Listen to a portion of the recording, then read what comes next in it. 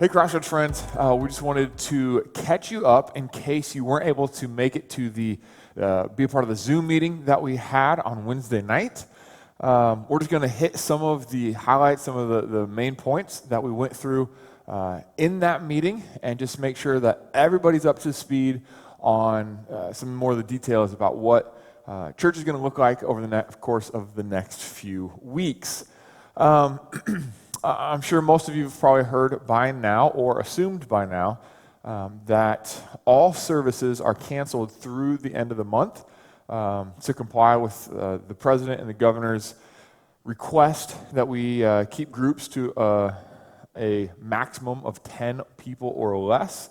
And so that will go through the end of the month and then through April 1st. So a couple of the events that are going to be affected in that time period is we're supposed to be having a groundbreaking ceremony on Wednesday evening. And honestly, when we were originally scheduling that, we were deciding whether or not we were going to do that before the dirt work started or before they're going to build the building. So we're just going to push that back. We'll still have scheduled to have a groundbreaking ceremony before the construction workers get out there and start working.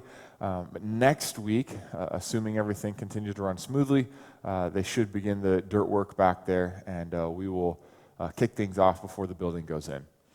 Also, we want to let you know, in that time period, there's also a church workday that was supposed to be on the calendar that has been moved to the following week, so we're going to tentatively put it on April 4th.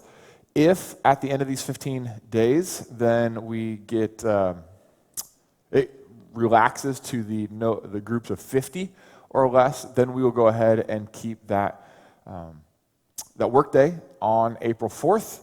But if the 10 groups of 10 or less continues, then we're going to have to cancel that or move that to sometime later. So, like I said, it's for 15 days. However, we have to wait and see what the recommendations are going to be after that and how this COVID-19 thing, whether or not we find it in Lincoln over the course of the next 2 weeks or not, is going to dictate how long this is going to be. It could be just these 15 days. It could extend a little bit further on. And so we're going to be listening closely to our local, state, and federal authorities on how we move forward. But as long as our groups are limited to 10 people or less, this is going to be how we move forward with some things. And we really want you to hear our heart on this. We absolutely want to heed the wisdom of the professionals who are making these decisions. We want to submit to our governing authorities, and we want to do everything we can as a church to support our local authorities. But we are also going to take we want to take your health and your family's safety into consideration as well. And so we are praying about this. We are seeking counsel, and even once some of these restrictions or recommendations are lifted, just know that we're taking that into consideration as well. We have to think about our building. We have to think about the amount of space that we have, and can people really spread out? So there's a lot of things going into consideration, and we just want you to know that we are very prayerfully moving forward and just taking it day by day, sometimes hour by hour. But what we want to really, really recommend is that even as some of you are gathering in small groups, I know there's some groups that meet that are less than 10, we just really want to recommend that everyone is following the health and safety guidelines that are being put out there by all kinds of different people right now. First of all, if you are feeling sick in any way, any symptoms of all, if you are just not feeling 100%, then we do ask that for your health and the health of those around you, that you would stay home and avoid any of those kinds of meetings. And that would be for anyone in your household is feeling sick. We would recommend you stay home as well. Yes, if one of your children spikes a fever one day, we just recommend keep the family home because we know that nobody wants to be the carrier of any of these sicknesses that are, even the influenza that's going around here in Lincoln. Nobody wants to carry that to anybody else. So we just recommend, and it's not just just us. This is what the CDC is saying. If you or anyone is in your household that is sick, they just recommend that you stay home. If you are in any of the high-risk categories based on your age, based on some underlying health conditions that you may have, based on recently being treated, maybe for cancer, those kinds of things, we just encourage you to be careful, use discretion. We have lots of people who are willing and interested and actually begging to be a help to those who are in those high-risk categories. So please, if you're in those categories, please, for the sake of the people who love you very much, would you use discretion as well. Even if you're healthy, if you're not in a high-risk category, even if you feel good, use discretion. Wash those hands. Just make good choices. Think about the people around you as you're making your choices. But really, even if you find yourself in any of those categories, or you are just really trying to hunker down and keep your family safe and home and not go out if you don't need to, we have lots of people who are volunteering to help with the shopping for those who don't want to go out or shouldn't go out. There's people volunteering to run errands, to make phone calls. I mean, there's people that just really, we want to connect with you during this time, but they also want to help. So if you are in one of those categories, or you would just like help with some of those errands and details that getting out, things that you don't want to expose yourself, those types of situations, would you just you can email me, bethswihart@gmail.com. You can get my email probably on the website. You can email the church on the website, but we would love to be able to help you, whether that's through prayer or actually running errands or whatever. Would you please let us know so that we can be a help and a support to you? And if you're interested in helping out, if you are interested, we have lots of ideas on how we can, moving forward, continue to stay connected with each other, but actually help meet physical needs. And so if you are saying, I work from home, if you're saying I've got some flexibility, or I'm healthy, let me do some errands, whatever it is, if you also want to email me as well, we'll make sure and get you connected. I think it's an exciting time where the body of Christ comes together to serve one another. So whether you need some help, or aren't able to get out, or don't feel comfortable getting out, or you're ready to go and serve somebody else who's in one of those risks, this is a neat time for the body of Christ to lean on one another and then also support one another. I was just going to say, if you're running low on toilet paper, oh man, we're going to help you find some toilet paper. Just let us know. We can't help if we don't know what the need is. We'll find the surplus. So what does that mean moving forward? If our services are suspended, what are we going to do next? So there's a couple different things that we are planning and working towards right now. So what this 15 days means, and what it could be longer, but the minimum is going to be for the next 2 weeks, we're going to have church online. We are going to have a pre-recorded message that is going to be aired on Sunday morning at 10 a.m. on YouTube. So if you're not already subscribed to our YouTube channel, you can either go to YouTube, search Lincoln Crossroads, or simply go to our website, lincolncrossroads.com, go to the watch page, and that's linked to our YouTube account. So if you click on one of those videos and click on the YouTube logo, it'll take you to our YouTube page. Hit subscribe, and that way you can be notified whenever new videos come out. You can be ready to go for that. But Sundays, 10 a.m., we'll be airing our service on website. It's going to be YouTube Premiere. So what that means, if you get there before 10 o'clock and you log on, you're on the page, which I encourage you to get there a little bit before that.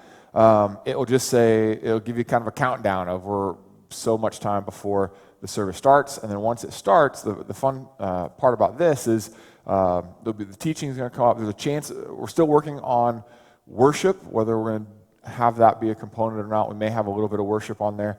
We'll do worship, we'll do a little bit of teaching, but throughout it, if you're there live, if you get there after the fact and it's over, this isn't a function, but we'd love for everybody to be there at 10 o'clock, ready to watch together, because you can interact. So if you're sitting there at your laptop, you're watching it, You can interact with one another, check in, say hey on the page. We'll even probably do some interactive things even within the teaching itself. And we're also going to take some time on our Sunday morning, and just like we do on a regular Sunday morning, to gather together to have some prayer together. So if you've got a prayer request that you wouldn't mind just sharing with the group, or sharing some general ways that we could pray, there's going to be an opportunity to hop on there, share some prayer requests. Those who are watching live together will be able to just take a moment, pray for each other right there in our own homes and wherever we're at the time.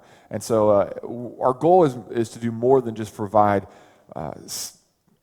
biblical content. You can go online and find all the biblical content you want, but we want to create a space for all of us to go online, hop online together, and still feel a small sense of that community. In fact, in the same way that as we're doing the teaching, and whether it's myself or whoever else is up there teaching with us, you want to give an amen, and that's good. Hey, let's be an interactive teaching style as well, even while we're watching it on Sunday morning. So make sure you check in Sunday morning on YouTube. Find us on YouTube. Go through our Facebook, our website, and check on, and then we will all gather together in our own homes in a different and unique way. The other thing we're going to do on Sundays, we will also have a recommended, for those of you who have already been a part of the church and already been a part of Right Now Media, maybe you're familiar with it, but we want to give some suggestions for those of you who have kids in the home. We're going to give some suggestions for some kids content. If you haven't checked that out yet, go to our website and our groups page. In the first paragraph on our groups page, there's a click here bar that will take you to Right Now Media and allow you to get your own login and profile so that you can access an incredible video library of biblical content. Use whatever you want for your family or the groups that you're in or whatever, but we're going to have some specific things for kids where we encourage our kids to kind of walk through some things together. So again, even while we're apart, we can still be united around similar topics and engaging as much as we can.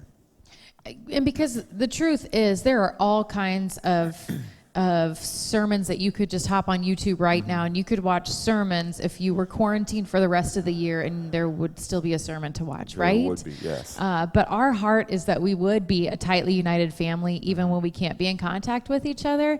And so that's why we just are encouraging people to tune in at 10. You know, I think it's important for our kids to see, you know, for us to kind of parent through this and say, hey, we can't go to church, but it is church time, and we are sitting down because this is what our church is doing, in their homes. All our friends, all our family, they're sitting in their homes doing this at this time. And so I just think that's really a really important element, because, you know, you could listen to anybody on anything, and I encourage you to fill your mind during this time with good teaching, but we want to unite as much as we can, even when we can't physically be together. So another thing we're wanting to do is to continue these Zoom meetings. We're going to shoot for Wednesday nights, just like we would during Crossroads Community over the next 2 weeks. We want to get together, same time, 6:30, have these Zoom calls. We're going to have a little topic, and those are really even more interactive than even the Sunday mornings. You're going to be able to ask questions, and we'll have some discussion, and we're really excited about that. But we also want to make this Zoom element available to anyone who has a group that's meeting. So we know there's lots of coffee groups that are meeting that can't meet now because coffee shops are closed except drive-throughs, and there's other Bible studies that are happening that people are still wanting to connect. So if that is you and you're already in a group and you're trying to come up with a way that you can still be face-to-face over these next 2 weeks, just call the office, email me. We would like to set you up with a Zoom call that you could, just the 6, 8, 10 people that are in your group, that you could have a face-to-face time. We think that that's really important. We think it's really important for our kids and for our youth to stay connected too. So we're going to be trying to get some of these calls going. We'll be in contact with the parents from the different classes and different age groups that are meeting on Wednesday nights and Sundays. And we just want to try to get some of that community happening for our kids too, because they miss their friends. So we want to... And can you share just a little bit, what, for those of you who've not used Zoom before, you want to share just a little bit about what is that and what does that look like? Yes, and so if you subscribe to our all church email, you should have gotten an email that invites you to Zoom, and basically you will go and you'll click on that, you'll install it on your phone or your tablet or your computer, and it's essentially a video conference call. So if there's 12 of us, when everybody signs in at the same time, you'll see everybody. You'll see 12 little mini screens on your screen, and you can see everybody, and everybody can talk. It's very, very conversationally. So, it's a great way for groups of people to still be face to face. So yeah, and if you need a hand at all getting that set up, we are happy to walk you through that. The church email, if you do not subscribe to that, again, you can email me or you can call the church office and we can get that sent to you. But it does have a 30-second, like a tutorial, how to get logged in, and it really is pretty easy. It'll walk you through that. But if you need a hand getting it on one of your devices, we're happy to help with that as well. So again, these are going to be what we're going to do as we move forward, as long as the restriction is down to 10 people or less. If anything were to change and get more tight, obviously we'd continue with these same things. But whether it's in 15 days or it's further off, if this thing lingers, whenever we get to the point where they begin to release it back to 50, groups of 50, which is inevitable, they'll go that direction at some point. At that point in time, assuming we've got several weeks of doing that, rather than trying to limit the number of people that we have in church and do all those types of things, we're going to reorganize, and we're going to launch into some home churches, some house churches. So rather than on a Sunday morning we all meet here, we will meet in a variety of places, and then we'll have, very similar to the online experience, we'll have that taking place, but instead of doing it by yourself in your living room or just with one or two people, we'll be able to gather in slightly larger groups. Again, we would want to stay under that 50 limit once we get to that point. But we will be reorganizing where different people are going to be meeting in different places all over our city so that we can still have that community, so that we can still have just that face-on-face interaction. And we think that's really, really important to go there as soon as we can. So once this thing lightens up, whenever that might be, we're excited. We'll give you more details on the logistics of how that's going to work and how we map out all of our groups and all that. Once we get a little bit closer to that, and when we start to see when and what that might look like, we'll make sure that we let everybody know with plenty of time to make arrangements for that. And then one last thing I wanted to share. And that is, I know there's still a lot of people, and I kind of drug my feet on really jumping into, is this real? And I know there's a lot of people who are kind of just going, this can't be, this is not the way this thing should happen. And I understand your sentiment. However, let me just encourage you, the longer it takes, the longer you drag your feet, and the longer it takes to kind of get over the fact that nothing is as it should be, and the sooner you can get to the point where I can just accept this is, like it or not, this is the new norm. This is where we're at right now. It's in that moment when we can kind of accept what we have. That's at the point where we get to, all of a sudden it goes from a drag to kind of an adventure. Hey, let's see what this looks like. I know there's a lot of fear out there. There's a lot of uncertainty, which inevitably breeds fear. But friends, I think the uncertainty also breeds excitement. It can, if we allow it. And so I'm interested. I'm intrigued. I'm borderline excited just to see how the church is going to pull together and rally together. So if you're one that you're still dragging your feet, and even as you hear us talk about some of the changes that are happening, you just can't help but roll your eyes and groan. I get it. I understand. But here's where we're at. And we're gonna take what we've got, and we're going to make the most of it. We're going to do as much as we can to engage. And this is just about us as a Crossroads. We are right now, and we have been for the last several days, looking into a lot of different opportunities to serve our community as best we can within the restrictions that we have. To, at the very least, serve one another, whether it's people in our church that can't get out or we hear neighbors or other people. We want to use this opportunity, one, to grow tighter together as a family, even with the social distancing, but then also to serve one another and serve our community in ways that maybe we just hadn't quite thought of before. So let me just encourage you. If you're having a hard time, which a lot of us are, I totally understand, but let's get to a place where you go, okay, this is where we're at. Right? God, I may not like this, but Lord, I'm going to give you this. Wherever I'm at, I'm going to make the most of this. And that's when God is going to get the glory. When we stop fighting and we start just allowing God to do what he wants to do in us and through us. So I'm excited, friends. I'm excited to see what's going to happen. It's weird. It's not anybody's preferred, and yet here we are. So I believe that God can still be glorified in the midst of our uncertainty. And just know that we're praying for you. You know, I think everybody has so much input coming in, and we have honestly, it's breaking news every half hour or an hour, and it can be exhausting. And so our prayer for you is that the peace of Christ, the peace that can only come from him, would really guard your hearts and your minds, and that as you rest in him, as you continually, minute by minute, choose to put your trust in him, that your mind and your heart would be guarded and that you would be full of peace. So we love you. We cannot wait to all be together again, but just know that we're praying for you in this time as well. Absolutely. We love you, Crossroads family.